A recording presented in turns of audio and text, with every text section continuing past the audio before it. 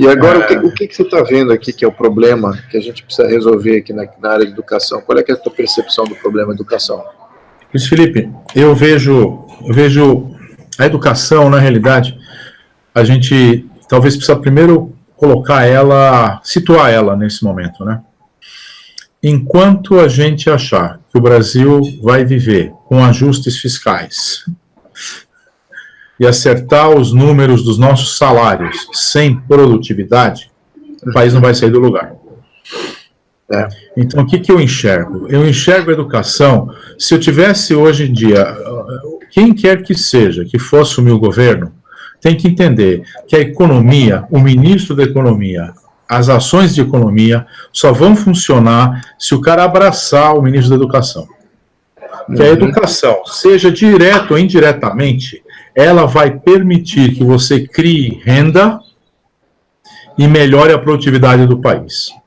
E eu te digo, e aí a gente já pode abrir isso dentro do contexto da educação. Então vamos começar pela primeira engrenagem. Crianças de 0 a 3 anos, aqueles 1000 primeiros dias de vida. A mãe hoje não tem como deixar adequadamente seu filho ir tranquila para o seu trabalho, para ganhar seu dinheiro, para complementar a renda de casa. Ou seja, já estou falando de renda aí, tá certo? Exatamente. E você não está investindo para criar um cidadão capaz, porque você não está cuidando dessas crianças adequadamente nessa idade. Tá certo? Exato. Então, esse é o primeiro elemento. Quer dizer, a maior prioridade que qualquer governante tem que dar ao assumir é como que eu vou resolver o problema da creche. Como é que eu vou fazer com que a mãe possa estudar, possa trabalhar para sustentar a sua família, possa complementar a sua renda se ela tiver marido ou se ela tiver companheiro, o que quer que seja, né?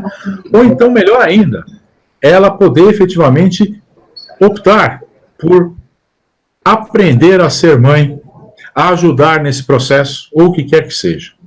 E aí, por exemplo, a gente enxerga caminhos para isso que envolvem não solução única. Muita gente fala, eu vou dar voucher, eu vou construir creche e tal. Isso é tudo ilusão.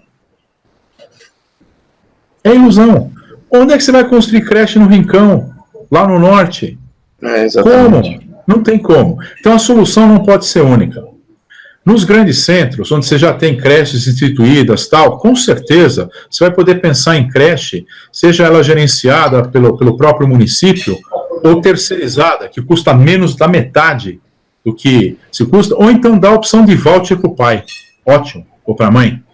Não? Perfeito. Né? Em outros lugares, o governo tem que talvez ter um kit, que seja um kit creche, e eu brinco, né? Bem melhor que o kit gay, né?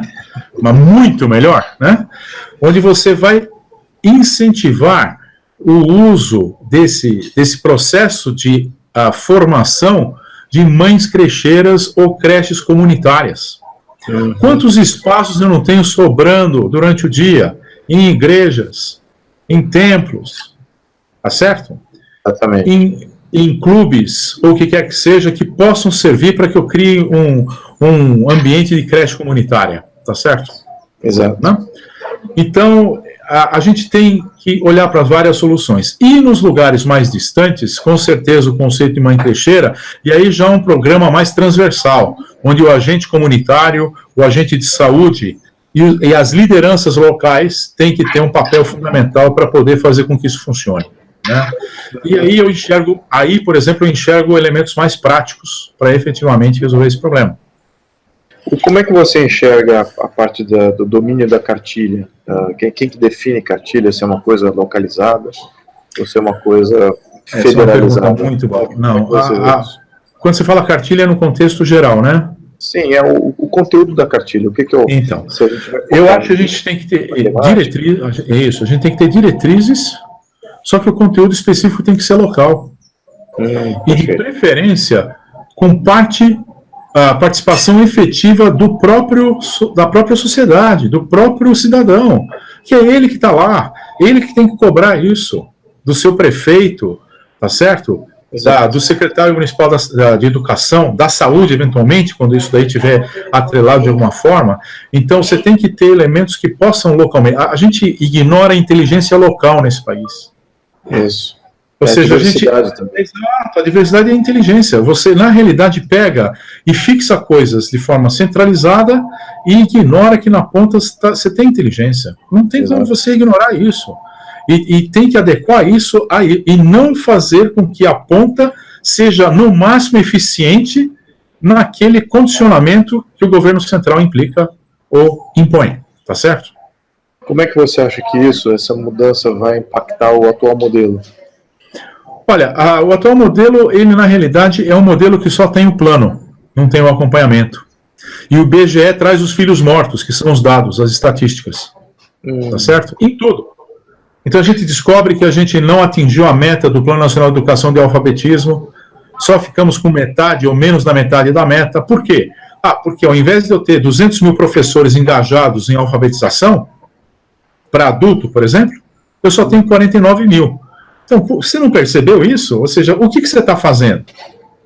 Você não tinha que fazer essas contas e tentar fazer com que isso fosse um processo, mesmo que um processo de toma lá da cá, né? Eu só vou te liberar recursos se você efetivamente estiver fazendo isso, o que quer que seja, tá certo? Uhum. E toma lá da cá, numa linguagem bem simplista, mas numa linguagem bem direta.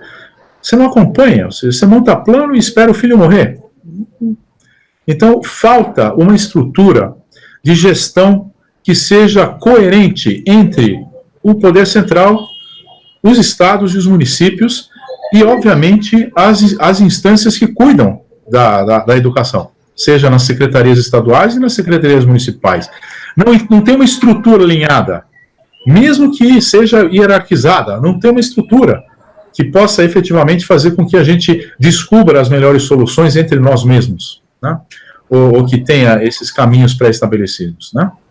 Então, isso vale para tudo. Você está vendo aí a maior resistência que a gente vai enfrentar aí nessa estrutura de educação? A gente vai enfrentar a estrutura no corporativismo e em todas as áreas, não tenho dúvida nenhuma. Mas do ponto de vista federal, local também? Não, local também, com certeza.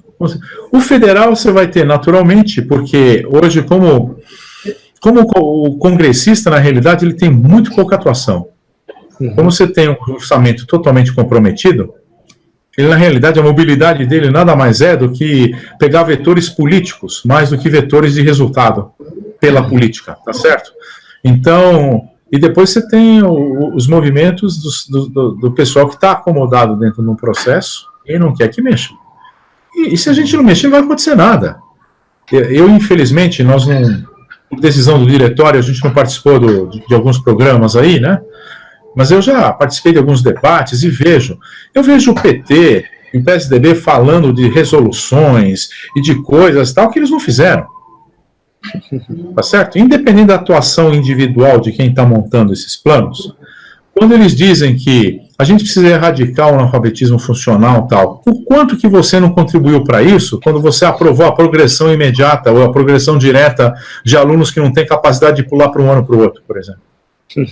Então, qual foi a sua contribuição como governo para isso? Total. Você não encarou o problema, tá certo? E não adianta falar que São Paulo é grande, né? Porque isso daí é o discurso do nosso candidato que vem daqui de São Paulo, né? Se é grande, então imagina, se você não conseguiu fazer lá, ou se conseguiu pouco, como é que você vai fazer com o Brasil, que tem 10 vezes mais escolas que São Paulo? Exatamente. E assim vai, entendeu? Então, quando você olha para o outro lado, o pessoal é fantástico em contar história longa, aquele discurso e tal, e quando você desce para a prática, você vê que falta o básico, que é gerir adequadamente os recursos, pensar em programas de integração, em elementos que a solução não está fora do país. Eu tenho certeza disso. Claro, exemplos estão fora do país. E a gente pode trazer para enriquecer. Mas a gente tem coisa aqui que funciona. Por que a gente não consegue fazer com que isso seja... faça com que o modal ande e não só ótimos locais? E nesse ponto de trazer mais conteúdo local e também qualificação melhor, temos várias mães aí que trabalham, que poderiam também estar contribuindo aí nesse processo. E muitas famílias estão falando sobre homeschooling e outras capacitações. O que você acha sobre isso? Olha, isso eu vou até um pouco além, se você me permitir. Hoje a gente tem a carreira do professor independente. Vamos falar de homeschooling sim, que eu acho que é importante. Hoje a gente tem uma carreira de professor que de alguma forma, a meritocracia está associada ao seguinte: eu faço uma pós-graduação, e aí, ao terminar essa pós-graduação, eu vou ter um aumento de 12% no meu salário, na primeira. Aqui em São Paulo é assim, pelo menos. Na segunda, 10%, e nas outras, 8%. O que a maioria faz? Escolhe a pós-graduação mais fácil, a mais barata, e tem aumento salarial. Ou seja, é o paradigma do diploma, não o paradigma do saber. Ok? Então, quando a gente imagina isso, eu imagino que a gente vai ter 2 veios fundamentais para melhorar isso. Eu tenho que ter uma carreira de professor certificada. Não interessa o que você fez lá. Você tem que passar por isso aqui. Então, o seu processo é educação continuada e você vai ser testado e tem que ter um certificado. Tendo certificado, seu salário vai aumentar assustadoramente. E aí eu vou começar a atrair talentos e melhorar isso, que alivia um pouquinho essa pressão dos pais se preocuparem que eu não quero mandar meu filho para uma escola que não tenha qualidade. Tá certo? Uhum. Esse é o primeiro ponto. E eu tendo uma carreira com atrativo, eu certamente vou pegar, inclusive, profissionais de áreas tecnológicas, por exemplo, engenharia, tal, etc., que não tiveram formação forte o suficiente para serem competitivos no nosso mercado, ou o mercado não consegue absorvê-los, e posso atrair esse pessoal para dentro da carreira, criando condições de licenciatura facilitada para quem já tem formação, e eu terei professores de matemática, de física, de química, muito bem qualificados, que têm carreiras em cima de cursos como engenharia. Tá? Mas eu não posso, não devo, eliminar a possibilidade ou tirar o direito de quem quiser seguir caminhos mais flexíveis hoje, como homeschooling, em função até de toda a tecnologia e conectividade que eu tenho, que permite que eu possa ter, sim, uma formação não só de pessoa, como ensino dentro de casa. E cada um tem que ter a possibilidade de poder optar por isso. Agora, a gente teria que montar ou pegar o projeto de lei que está em tramitação e ver como é que a gente oficializa isso de alguma forma lá na frente. Mas faz todo sentido. O STF agora até regulamentou que homeschooling não pode ser a única maneira, né? Eu, de certa maneira, disputo isso um pouquinho, né? Tem outras maneiras. Essa socialização aí eu não acho uma coisa bacana. Mas, por exemplo, se você pegar... Eu conheço modelos americanos que nasceram na década de 90, inclusive, lá atrás, não é coisa nova, não. Que o aluno, ele ia a uma escola e era tutorado, na realidade, e fazia toda a sua educação no tempo dele, seja em casa ou na própria escola, por tutores, ou com tutores, ou professores, tutores e orientadores. Ele definia as datas das suas provas de acordo com o ritmo de aprendizagem dele na disciplina, então ele poderia antecipar coisas que ele tinha facilidade, postergar coisas que ele tinha mais dificuldade. Então você quebra aquele ritmo de mesma sala, mesmo tempo, mesma idade, mesmo conteúdo, né? Você cria flexibilidade. E são modelos super interessantes, porque, na média, alunos que optaram por esse tipo de ensino terminam normalmente, em média, 6 meses antes do ensino médio, em relação aos alunos que vão no mesmo tempo, mesmo local, mesmo conteúdo. Então, existem flexibilidades aí que não devem ser, vamos dizer assim, fechadas. E, para mim, o pior fechamento é quando a gente modula a educação entre a distância e presencial hoje em dia, sendo que eu posso simplesmente ter um modelo pedagógico híbrido, simplesmente dosando o que eu quero, uma distância, ou presencial, ou misto, né? E como é que fica a entrada de universidade, se é num sistema 100% homeschooling? Como é que fica a application? Não sei se você tem essa forma, eu fiquei em dúvida com essa. Sim, isso já ocorre hoje de alguma forma, porque a pessoa que não quer ir para a escola mais, ela estuda por conta e faz o Enem. Perfeito. Então, isso não é impeditivo hoje. Mas isso no Brasil, mas nos Estados Unidos, as suas notas de escola valem como no processo de admissão. Lá não é somente Mas o homeschooling, eles podem fazer avaliações que são... Não, então, são avaliações que têm reconhecimento. Os alunos podem fazer isso. Perfeito. Eles têm avaliações reconhecidas pelo sistema. Não tem prejuízo em relação a isso. Ótimo. Okay? Não, isso é ótimo. Acho que dar mais opção, acho que é o caminho correto. E competição também, né? Uma coisa que tem que fomentar, que é competição acadêmica, né? Acho que eu vejo muito então. Isso a gente tem muito pouco mesmo, né? Essas Olimpíadas acadêmicas que existem. Então, eu já penso em algo um pouco mais até usado para o nosso ambiente, porque eu enxergo o seguinte, Luiz Felipe, enquanto nós não tivermos atratividade, a escola não estiver ligada ao mundo real, eu não vou ter motivação no aluno. Isso vale no amplo sentido. Seja no conteúdo vocacional, no conteúdo técnico, que deve ser intensificado, diga-se de passagem, né? Como também no conteúdo como um todo.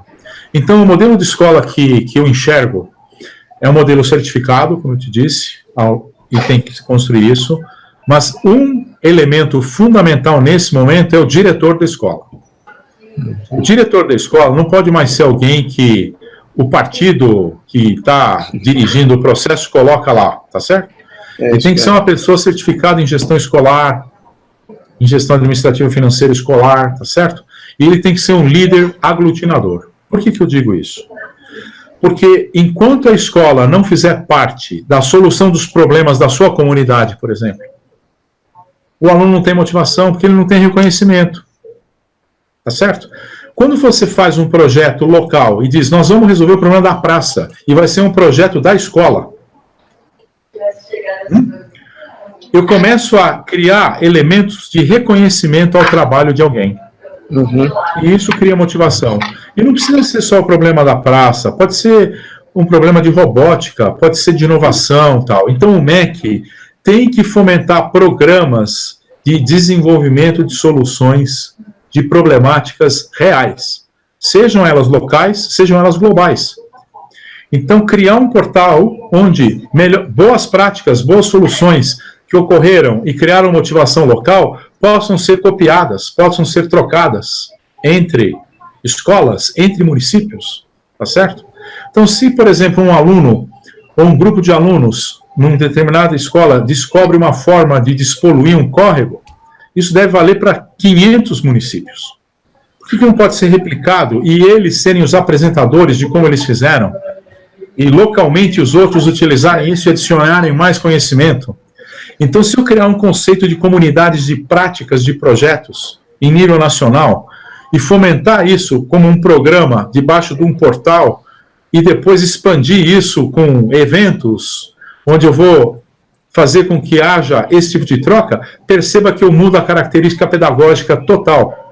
E eu não me preocupo mais com disciplina só. Eu me preocupo com fenômenos que têm que ser estudados para a resolução de problemas reais. O que eu tenho percebido em algumas palestras que eu tenho feito aí em escolas, você vê a criançada ali no pré-adolescente até adolescente, que já estão engajadas em questões de causas políticas, né? Criação de CPMF, imposto sobre herança, fazer uma reforma, a PEC dos gastos, e eles não sabem o básico de geografia. Primeiro que eles não têm noção do que eles estão discutindo, na sua maioria. E isso me preocupa, porque é o tempo que você passa na escola para aprender essas coisas fundamentais, como língua e matemática, e o professor que vem desses partidos doutrinários está ali fazendo a maior covardia que eu acho que existe na face da Terra, que é poluir a cabeça de criança. Ao invés de, talvez, estar fazendo isso que eu te falei. Exato. Então, eu queria ver como que limpar primeiro, fazer aquela grande limpeza, né? Eu acho que teria que ser feito, não sei se uma prova requalificadora, não sei como é que você está pensando nisso, e como evitar isso no futuro. Porque enquanto o governo tem a mão nisso... Isso... Eu vou até me reservar a não te colocar muito claramente isso, porque a gente quer guardar esse tipo de coisa para impacto. Fica à vontade de se... porque são coisas de impacto. Eu não quero dar munição para bandido, literalmente falando, né? Mas por outro lado, o que eu te digo é o seguinte, em todo o processo, eu tenho certeza absoluta que a maioria dos professores não pensa assim. Acho que está fazendo bem. Tá certo? Exatamente. Ou então ele está fazendo porque ele não tem escolha, que é pior ainda. Uhum. Então, a hora que você mostrar um caminho novo e atrelar isso à carreira, ele perceber que vai mudar a qualidade de vida dele, ele não vai ficar perdido num looping que só favorece a gente caminhar para não fazer parte do mapa mundial, né, como nação, tá certo? Isso mesmo. Então, eu vou pegar aqueles que são os pioneiros, né, a gente já sabia que era assim, e esses caras vão aderir de imediato, né? Uhum. Depois você tem isso é inevitável, você tem aqueles que seguem aquilo que vai acontecer, tá certo? Então, onde tiver o chamado, eles vão. Então, se o chamamento for bem feito, você vai fazer com que isso ocorra. Mas no início vão espernear muito. E aí você tem aquele canto lá, que ou vai mudar por falta de opção, ou vai ser expurgado. Que a gente não quer isso. Não tem como você imaginar as afirmações que são feitas de que esses caras mudaram a educação no país. Mudaram porcaria nenhuma. Os caras dobraram as vagas na Universidade Federal e você só tem 63% a mais de formandos que não conseguem se formar bem e tal. As pesquisas que são bancadas pela CAPES, pelo CNPq, na sua maior parte são pesquisas inúteis. A gente pensa em quantidade de papers sem qualidade científica. Quer dizer, é uma loucura, né? É isso mesmo. Tá certo? Então, quando a gente ouve essas coisas, por que não mudou? Faz 20 anos que os dois partidos estão no poder aí, 13, o PT, e a gente não evoluiu nada. Nada. A gente aumentou pouquíssima coisa. Está todo mundo na escola, isso não quer dizer nada. Uma escola sem processo de avaliação adequado, sem acompanhamento, sem indução de melhoria, tá certo? Tudo centralizado, você não utiliza as pontas, a inteligência na ponta para desenvolver, você não faz seu papel de indutor. Você fica no processo de tomar lá da cá e sempre trabalhando como se fosse um gatekeeper para criar dificuldade em tudo, né? Então, se romper isso, eu acho que a gente começa a mexer. Agora, com certeza, os cursos de licenciatura terão que mudar, não só no contexto de conteúdo, mas em elementos práticos. Se eu penso em escola integral, a maioria dos cursos das universidades privadas ou é direito, ou é administração, ou é pedagogia. Então, por que a pedagogia, o camarada não faz o curso de forma que a gente chama em alternância?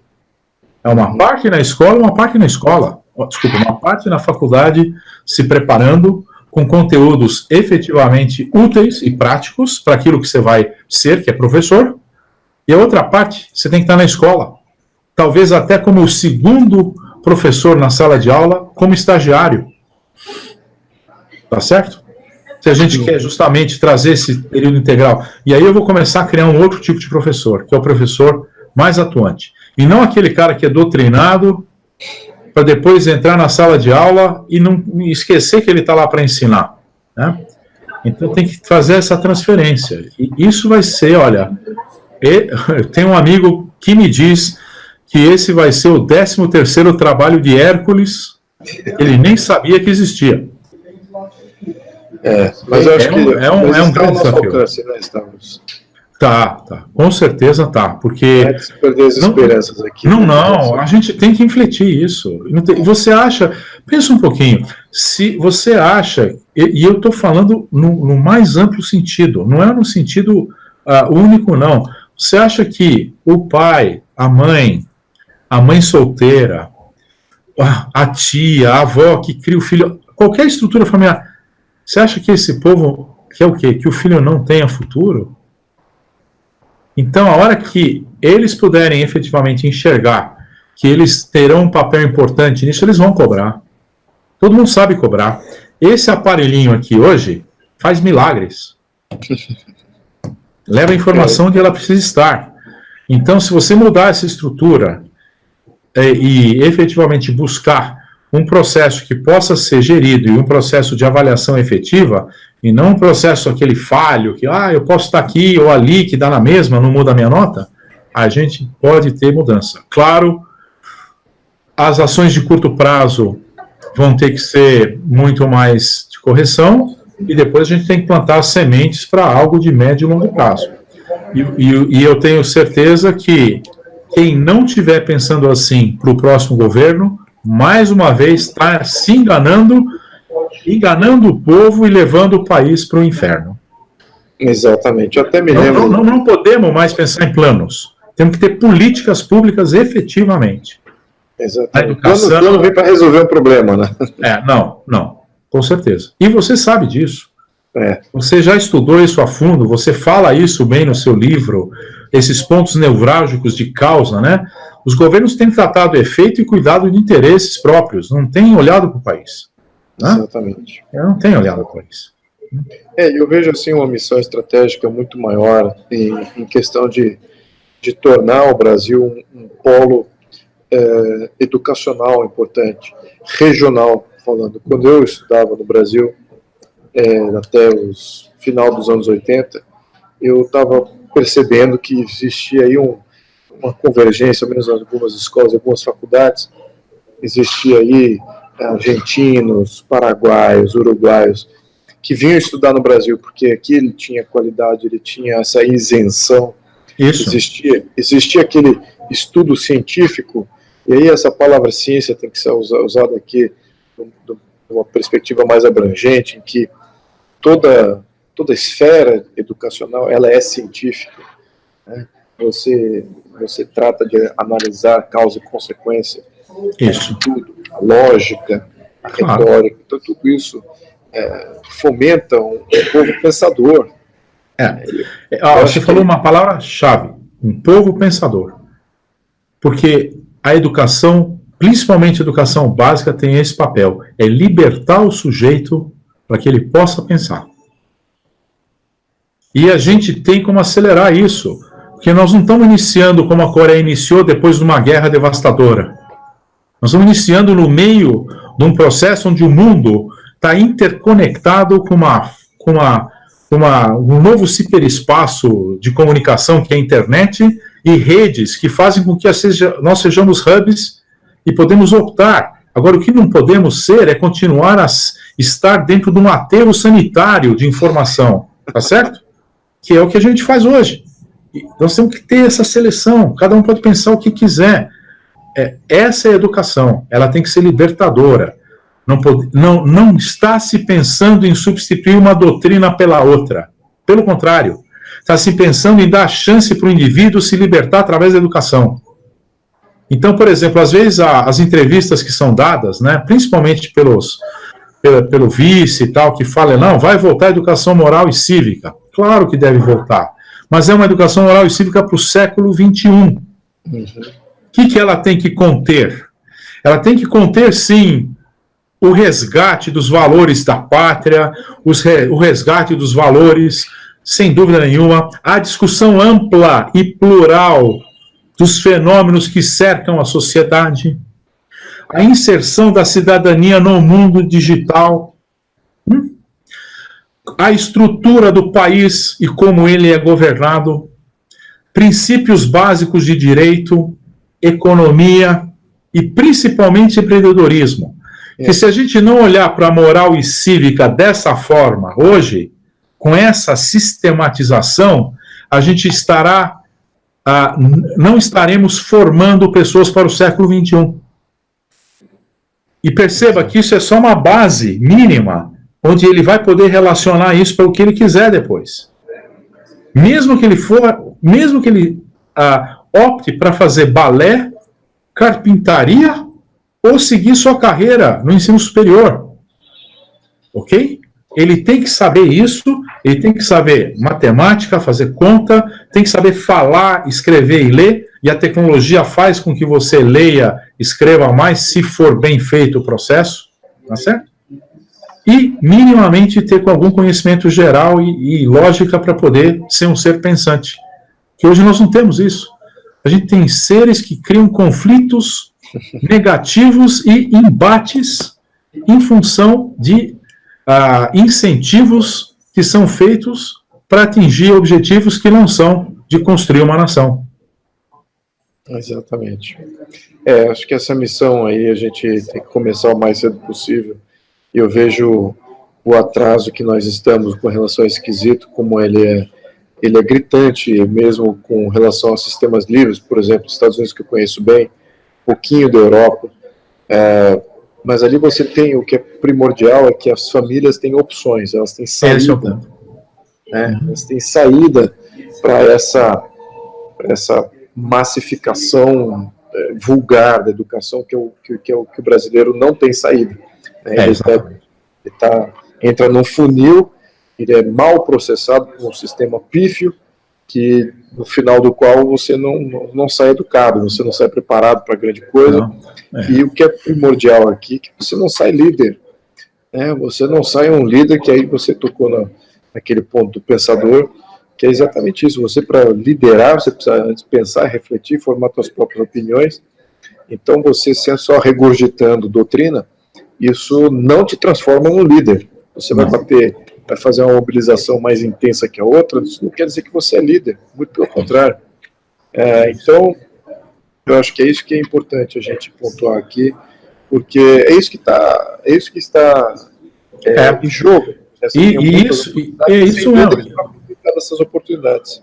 E esse aspecto que norteia os preceitos de como eu estou enxergando esse processo. Ou seja, o professor, na realidade, esse é o papel do professor, mas a gente precisa resgatar isso. O professor é justamente esse agente dessa aprendizagem, do indivíduo, o agente da aprendizagem, em tornar esse camarada aí, e esse catalisador de formar esse cidadão. Ele tem que fazer isso. E o aluno, ele tem que estar apto a atuar nesse mundo de conectivismo, que obrigatoriamente faz com que ele tenha que estudar de uma forma bem diferente do que era antes. E a gente aproveitar tudo isso e criar essas redes todas, que eu posso criar redes formais e informais de conhecimento, de pesquisa, tal, etc., que por si só vão se organizando e criando esses elementos que fazem com que a nação vá para frente. Integrar a pesquisa também com as empresas, Acho que isso é. A gente estava discutindo isso hoje no nosso grupo. Quer dizer, quem cuida de ciência e tecnologia anda divergindo do cara da educação. Essas coisas têm que estar atreladas. E eu não acredito só em a gente reorganizar os elementos de a ciência tem que ser mais qualitativa, não. Eu acredito em montar uma política pública forte de estratégia da ciência e tecnologia da nação, priorizar áreas, estabelecer meios para isso, interligar com a parte de educação e desdobrar isso efetivamente como uma política de Estado. Vou dar até alguns exemplos aqui. Quando eu estudei na Califórnia, os meus colegas de casa, a gente alugou uma casa junto, eles eram todos PhDs em engenharia, diferentes doutrinas da engenharia, e um deles era responsável por testar o material que iria revestir o shuttle. Então, ali, ele como estudante, ele era um estudante francês, até um estudante internacional, testando diferentes materiais que iria ser usado no shuttle, e a NASA ia contratar a pesquisa dele, os resultados do que ele estava fazendo lá como estudante. Então, veja a importância aí dessa simbiose aí. Então, eu tenho muito contato com a Universidade da Califórnia em Irvine. Tenho parcerias há muitos anos. O orgulho que eles têm de terem o Centro Internacional de Inovação da Nissan no campus deles e trabalhando diretamente com cientistas e alunos da UC Irvine. E a gente aqui rejeita esse tipo de coisa. Por ideologia. Por ideologia. Vou dizer mais até.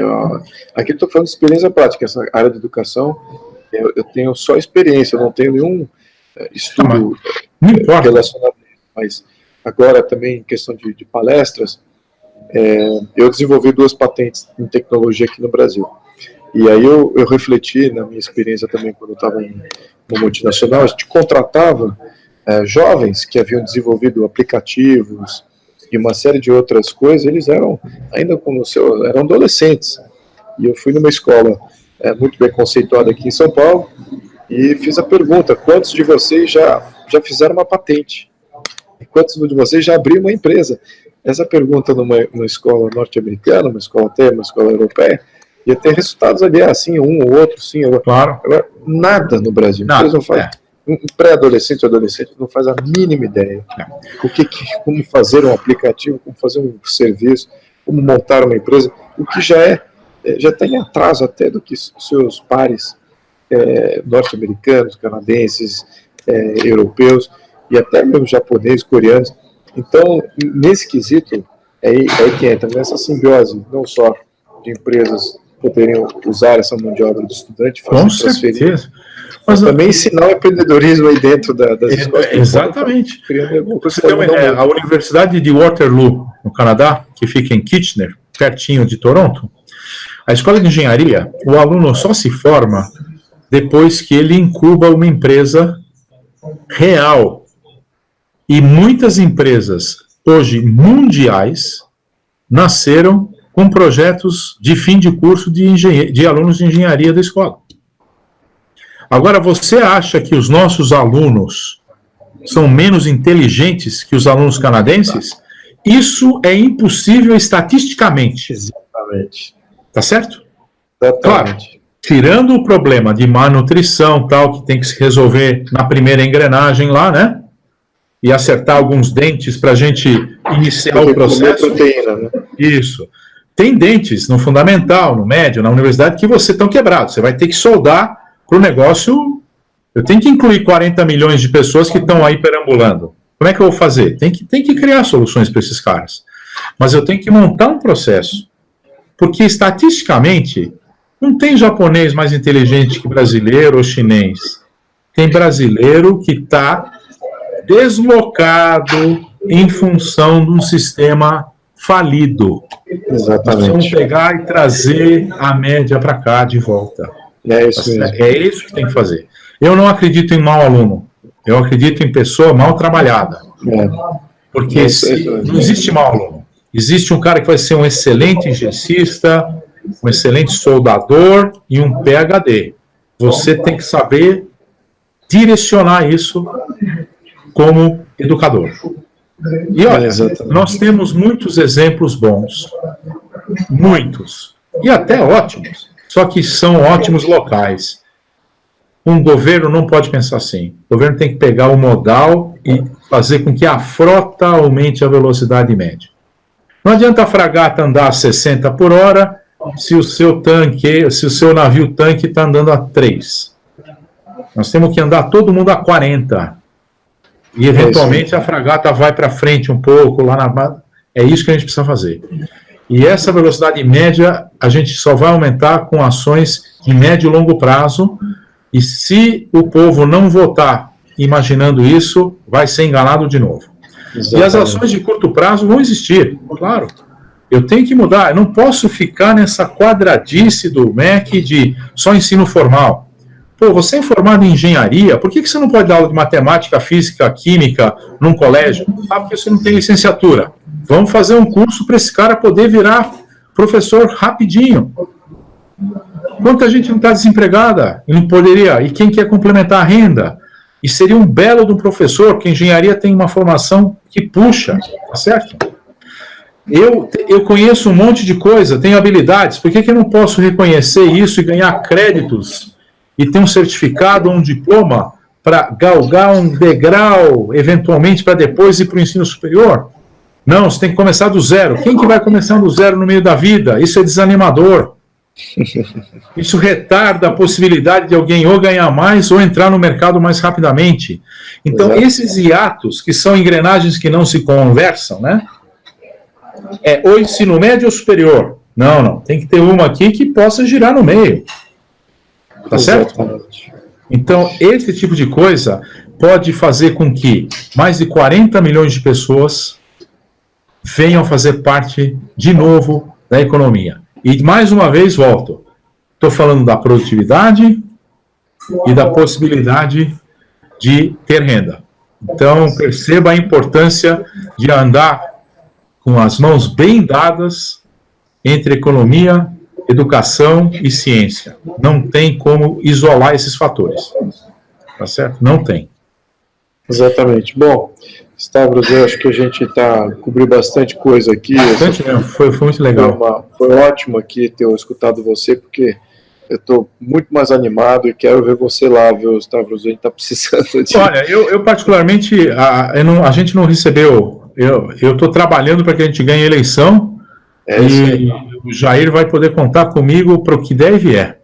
Não tô preocupado com o cargo, não estou preocupado com o legado. Eu estou preocupado em infletir a qualidade da educação num país que, pela sua posição natureza, riscos de longo prazo, a gente tem mínimos. Temos terra, temos água, temos biodiversidade, temos recursos minerais infindáveis, temos costa, temos diversidade cultural e povo que está sendo simplesmente confundido para entrar em conflito, tá certo? É isso aí. Não temos desastres naturais. O que mais a gente quer? Então só falta a gente tomar atitudes para voltar a figurar no mapa mundi dentro de uma posição que merecemos. Nosso gargalo é 100% político. E é com certeza. É político. É político. Então vamos resolver isso com bom senso e boa vontade. Né? Boa vontade. Estou com você, torço para que a gente possa fazer parte da mesma empreitada aí. Igualmente, você não Stavros, concreto, a gente na educação. Tem uma fronte aí do bem para que a gente faça essa inflexão, e eu acho que a nossa geração vai ver mudanças aí que vão ser impressionantes. Sim, se Deus quiser. É isso aí. Bom, muito obrigado, Stavros. Obrigado a você pela oportunidade, um grande abraço. Um grande abraço, até uma próxima. Tá?